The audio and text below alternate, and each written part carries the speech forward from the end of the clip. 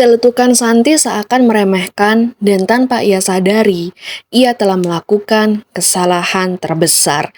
Mereka bertiga tertawa cukup kencang dan suara tawa yang melengking tinggi itu memantul di dinding keramik toilet yang lembab.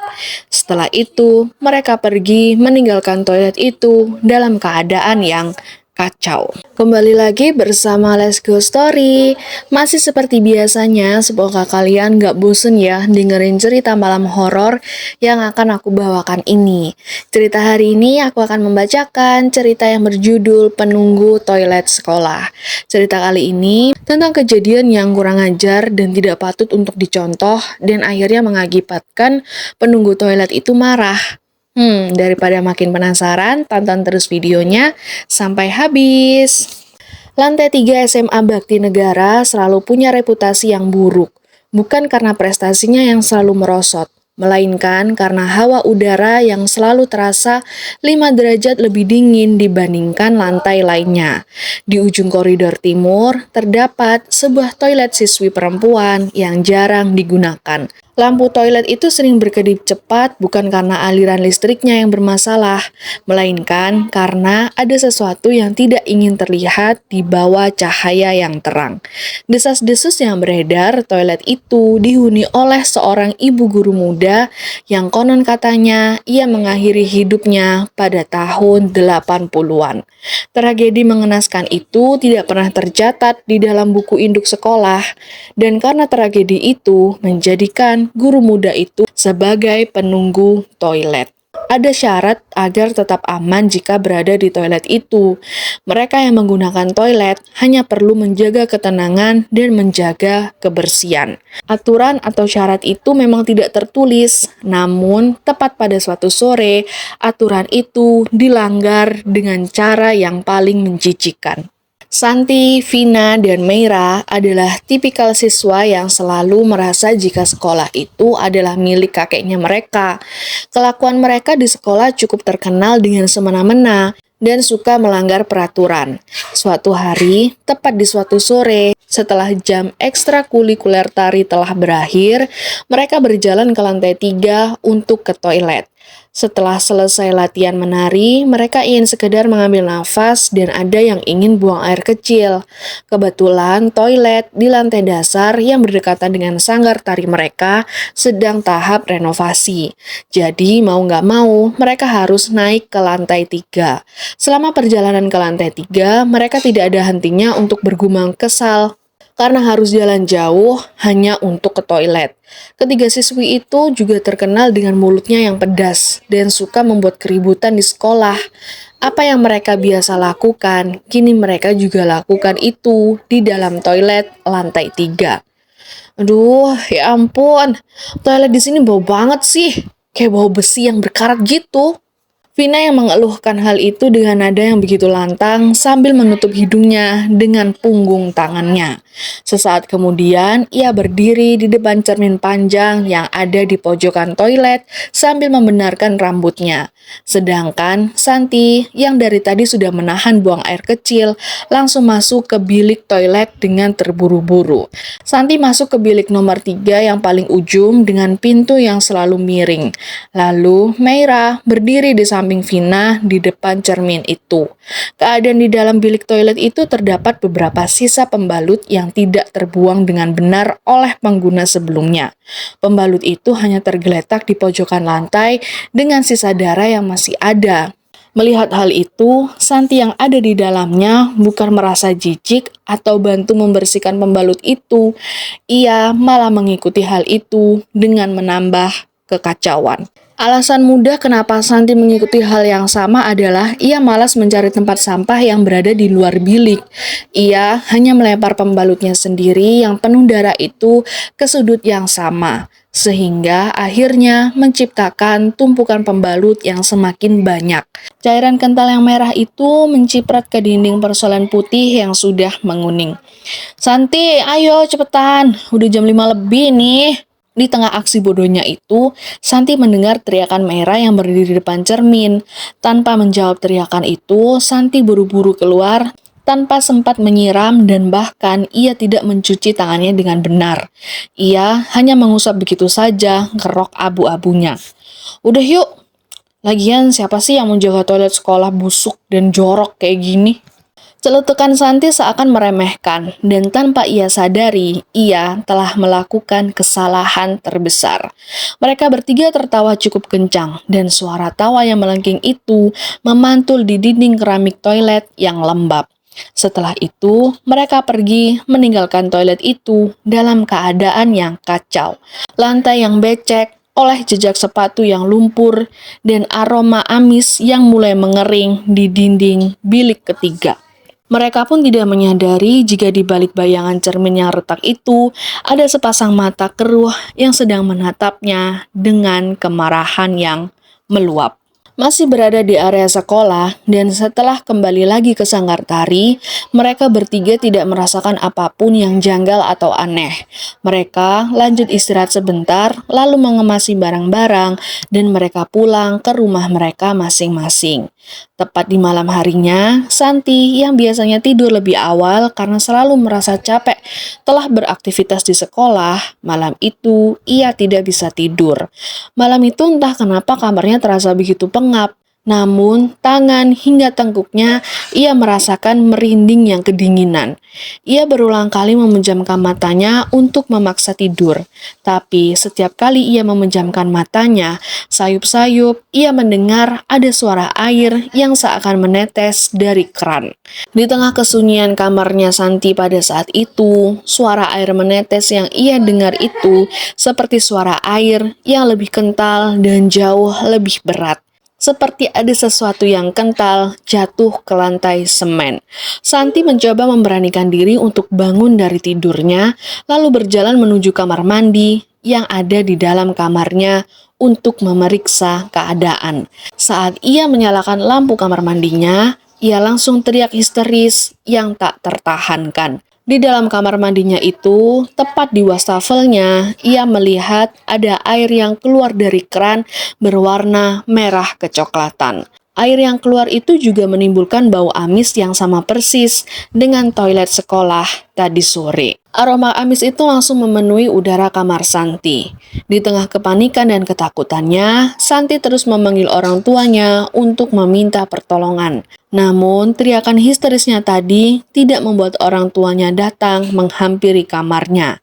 Ia malah mendapatkan kesunyian di malam yang mencekam. Di tengah kesunyiannya itu, tiba-tiba Santi melihat di arah bawah pintu kamar mandinya ada cairan merah pekat mengalir dengan pelan. Cairan itu mengalir dan perlahan merayap ke arah kaki Santi yang seolah memiliki nyawa. Santi tidak mampu mengeluarkan teriakannya lagi.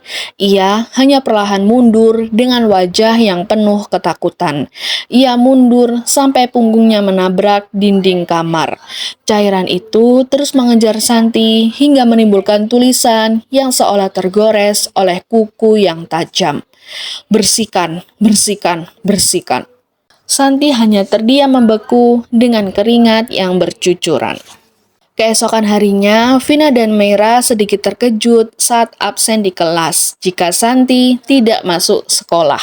Mereka tidak mendapatkan kabar apapun dari Santi, dan itu membuat mereka sedikit merasa ada yang aneh.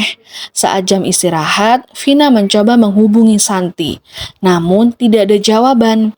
Akhirnya, mereka pun berniat untuk mendatangi rumah Santi sepulangnya sekolah nanti. Sampai sore tiba, saat sekolah mulai sepi karena ada rapat guru di gedung depan, Vina dan Meira merasa ada hawa yang menariknya oleh rasa penasaran atau mungkin ada sesuatu yang lebih gelap untuk kembali ke toilet lantai 3 itu. Awalnya Meira kebingungan kenapa Vina menariknya untuk kembali ke sana. Namun, dengan melontarkan pertanyaan yang sedikit kesal, akhirnya Meira tahu. Bentar aja, aku tuh lupa naruh ikat rambutku kemarin. Kayaknya jatuh deh di dekat cermin itu. Ucapan serta jawaban dari Vina membuat Meira tidak bisa melawan. Vina sendiri merasakan hatinya penuh kecemasan yang luar biasa. Langkah mereka juga terasa berat dan tak lama kemudian mereka masuk ke toilet itu. Suasana yang berbeda langsung mereka rasakan. Toilet itu gelap. Tidak ada lagi cahaya matahari sore yang menembus ventilasi. Mereka pun sadar jika sore itu masih pukul 4, belum waktunya matahari untuk terbenam. Tidak cuma itu, bau amis yang mereka cium kini 10 kali lipat lebih menyengat daripada kemarin. Aroma amis itu sampai membuat mereka hampir muntah. Mereka nggak kuat dengan keadaan di sana dan memaksa Vina untuk segera keluar. Ia merasa jika baunya itu gak wajar. Vina yang masih memproses keadaan di sana sempat terdiam sejenak. Dan tiba-tiba pintu utama toilet itu tertutup dengan dentuman yang cukup keras. Mereka panik dan Vina mencoba membukanya. Tapi gagang pintu itu mendadak terasa panas seperti ada api yang menyelimuti gagang pintu itu. Vina menunjukkan wajah yang panik. Meira, gimana ini nggak bisa dibuka? Meira menghampiri temannya itu dan mencoba untuk membantunya. Namun, Meira malah merasakan panas yang menyentuh tangannya. Belum selesai mereka berurusan dengan gagang pintu itu, tiba-tiba dari arah bilik ketiga terdengar suara gesekan. Suara yang membuat ada sesuatu yang merayap keluar dari situ. Mereka melihat dengan jelas jika ada sosok yang mengenakan seragam guru lama yang sudah compang-camping, namun tidak terlihat begitu jelas wajahnya. Mereka hanya melihat ada lubang yang menganga di bagian mulut yang terus-menerus meneteskan cairan merah. Walaupun tidak memiliki wajah yang jelas, sosok itu memiliki rambut panjang yang gimbal dan basah oleh darah, yang baunya membuat siapapun ingin pingsan, tidak terkecuali dengan mereka. Kemudian mereka mendengar ada suara yang bukan berasal dari mulut, tapi suara yang bergema di dalam kepala mereka. Kalian telah mengotori rumahku. Sosok yang mereka lihat kini berdiri dengan tegak di hadapan mereka. Tinggi badannya seolah memanjang hingga kepalanya menyentuh langit-langit toilet. Tangan dari sosok itu begitu kurus dengan kuku hitam yang panjang seolah menunjuk ke arah bilik ketiga. Di dalam bilik itu, Vina dan Meira melihat pemandangan yang sudah berubah menjadi neraka. Darah haid yang dibuat sembarangan kini meluap dari lubang kloset. Darah itu memenuhi lantai dan naik dengan cepat hingga setinggi mata kaki. Lebih mengerikan lagi, di dalam darah itu terdapat gumpalan-gumpalan hitam yang bergerak seperti lintah. Vina dan Meira tidak kuat melihat pemandangan itu. Dengan mulut yang bergetar, mereka mengatakan, "Maaf, maafkan kami, tolong maafkan kami." Ucapan dari Vina itu membuatnya terus menggedor-gedor pintu. Sosok ibu guru yang sedari tadi mereka lihat itu terus mendekat ke arah mereka. Langkahnya tidak bersuara, namun setiap kali kakinya menyentuh lantai, darah yang ada di bawahnya seolah mendidih. Kemudian sosok itu berkata lagi, "Darah harus dibayar juga dengan darah." Baru beberapa saat sosok itu mengatakan hal itu, tiba-tiba tubuh Meira tersentak ke belakang, seolah ditarik oleh tali yang tak terlihat. Meira terseret masuk ke dalam bilik ketiga. Teriakan Meira terdengar histeris. Kukunya mencakar-cakar lantai keramik hingga berdarah, seolah mencoba mencari pegangan untuk menahan tubuhnya. Meira juga berteriak pada Vina untuk meminta tolong. Vina mencoba mengejar dan meraih tangan Meira, namun kakinya mendadak tidak bisa digerakkan. Vina teriak histeris dan hanya bisa melihat temannya ditarik masuk ke dalam lubang kloset yang secara mustahil melebar dengan sendirinya. Tubuh Meira tertekuk dengan posisi yang tidak wajar. Tulang-tulangnya terdengar berderak patah, dan saat ia dipaksa untuk masuk ke dalam saluran pembuangan yang sempit itu, darah dari tubuh Meira menyembur jauh sampai ke wajahnya Vina. Darah yang panas dan berbau busuk itu memenuhi wajah Vina. Kejadian di sore itu membuat teka-teki yang tidak mudah untuk dilogikakan. Keesokan paginya, Vina ditemukan tergeletak di depan pintu utama toilet.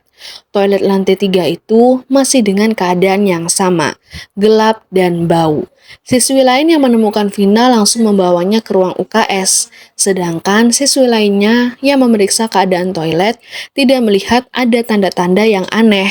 Tapi mereka menemukan ikat rambut di depan pintu bilik ketiga. Ikat rambut itu seolah mengembang di tengah genangan cairan merah. Berbeda dengan Vina, Santi yang gak masuk sekolah kemarin, ternyata ia sedang dalam keadaan membeku di atas tempat tidurnya. Ia hanya menatap kosong ke arah langit-langit kamar sambil terus bergumam, "Bersihkan, bersihkan." Ia tidak merespon semua omongan yang ada di sekitarnya, dan terus saja begitu. Orang tua Santi sudah seharian panik dan hanya bisa menangis sambil terus mencari bantuan untuk menyelamatkan anaknya. Keadaan mereka bertiga sangat miris dan prihatin. Lebih-lebih, Meira yang tidak pernah ditemukan seakan hilang di telan bumi. Vina yang akhirnya diminta keterangan oleh pihak sekolah hanya berbicara seadanya. Ia mengatakan jika Meira ditarik oleh penunggu bilik ketiga. Pihak sekolah hanya terdiam dan terkejut mendengar penjelasan itu. Mereka mencoba kembali memeriksa toilet lantai 3 dan memutuskan untuk membersihkan toilet itu lalu menutupnya secara permanen. Pintu toilet itu ditutup oleh bata. Pihak sekolah merasa mereka bertiga memang sudah diganggu oleh ibu guru muda itu. Kini, hari-hari Vina tidak seperti sedia kala. Ia menjadi anak yang berbeda dan menghabiskan sisa hidupnya dengan ketakutan yang luar biasa, terutama terhadap air dan ruangan yang sempit. Sedangkan Santi juga tidak menunjukkan perubahan apapun. Ia tetap begitu dengan sisa hidupnya. Walaupun toilet lantai 3 telah ditutup permanen, para murid yang masih lewat di koridor itu di setiap sore hari sering mendengar ada suara sikat yang seakan menggosok lantai dengan keras. Mereka juga mencium bau amis yang begitu tajam serta bisikan lembut seorang wanita yang entah itu siapa. Pada dasarnya penunggu itu tidak pernah benar-benar marah karena kotoran. Ia marah karena rasa tidak hormat yang ia terima. Baginya, darah adalah kehidupan dan membuangnya sembarangan di tempatnya adalah penghinaan yang hanya bisa ditebus dengan nyawa. Hingga saat ini, SMA Bakti Negara tidak ada satupun murid yang berani membiarkan toilet mereka dalam keadaan kotor. Karena pada akhirnya mereka tahu jika di balik tembok bata itu ada ibu guru muda yang masih menunggu dengan rasa haus yang belum tuntas. Jangan pernah ditiru apa yang dilakukan siswa ini karena itu adalah hal yang benar-benar menjijikan dan kayak nggak patut dicontoh. Ada tempat sampah ya, jadi kayak lebih baik buang lah. Dan itu kan privasi kalian gitu loh, harusnya dibuang dengan secara baik dan benar. Kalian gimana sama cerita kali ini? Coba komen di bawah. Oke, sekian cerita malam horor kali ini. Bantu buat like, komen, dan subscribe. Juga jangan lupa nyalakan notifikasi lonceng biar kalian tahu kalau aku punya cerita baru. Sampai ketemu di cerita berikutnya. Bye-bye.